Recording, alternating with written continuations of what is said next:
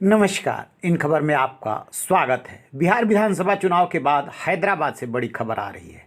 Greater Hyderabad municipal corporation के लिए हुए चुनाव में बीजेपी ने एआईएम के गढ़ हैदराबाद में ओवैसी के घर में घुस के झंडा गाड़ दिया है।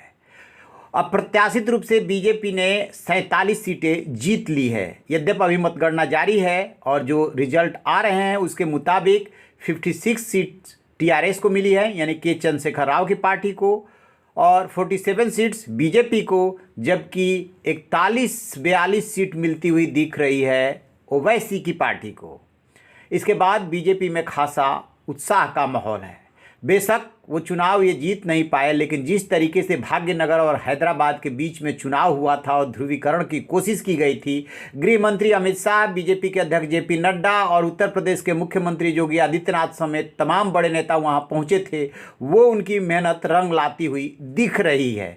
यह एक खास बात और है कि यहाँ पे जो नगर निगम का चुनाव हुआ था उसमें बैलेट पेपर का इस्तेमाल किया गया था, यानी कि अभी तक जो ईवीएम पे ठिकरा फोड़ा जाता रहा है वहाँ पे बैलेट पेपर का इस्तेमाल किया गया, और उसमें भी बीजेपी वहाँ दूसरे नंबर की पार्टी बनकर उभरी है। यदि 2016 के चुनाव की बात करें तो 99 सीट्स मिली थी टीआरएस को और 44 सीट्स मिली थी ओवैसी की पार्टी एआईएम को, 4 सीट बीजेपी को मिली थी, और जो कांग्रेस है उसको 2 सीट मिली थी और 1 सीट नायडू की पार्टी को मिली थी। तो इस तरीके से देखेंगे तो बीजेपी ने 4 सीट से लेकर के 47 सीट तक पहुंची है।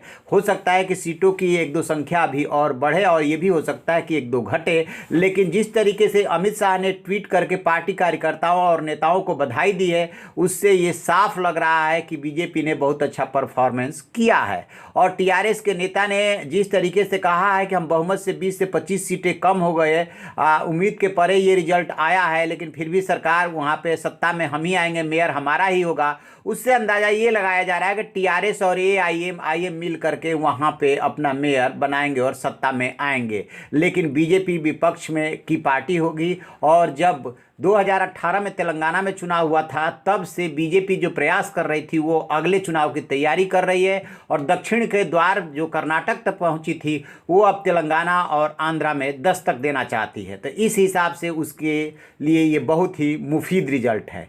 जैसे ही फाइनल टैली मिलेगी हम आपसे साझा करेंगे। आप रहिए न बेखबर, देखते रहिए इन खबर। Thank you. इन खबर चैनल को सब्सक्राइब करें।